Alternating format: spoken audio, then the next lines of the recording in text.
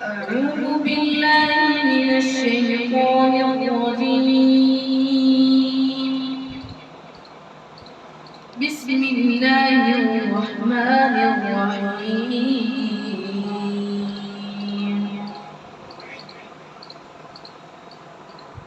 إن هذا القرآن يهدي للتي هي أقوم ويبشر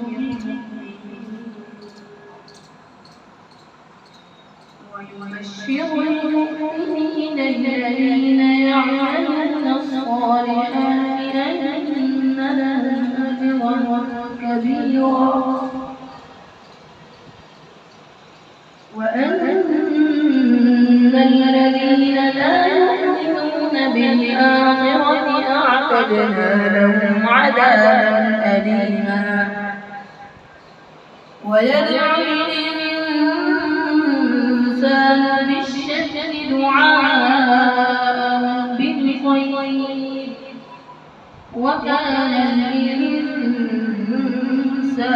عجولا.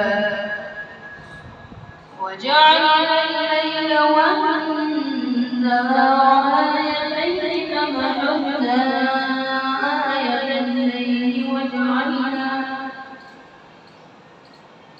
وجعلنا آية النهار مبصرة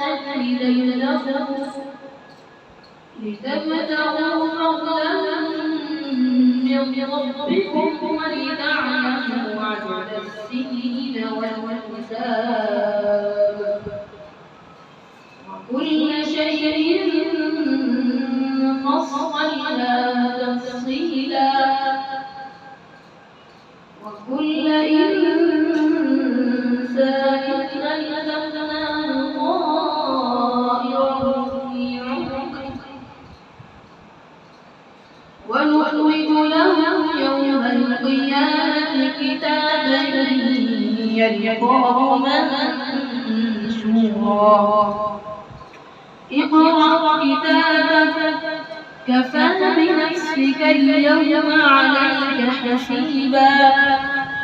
من اهتدى فإنما يهتدي لنفسه ومن ضل فإنما يضل عليها ولا تزر وازرة وزر أخرى وما كنا معذبين حتى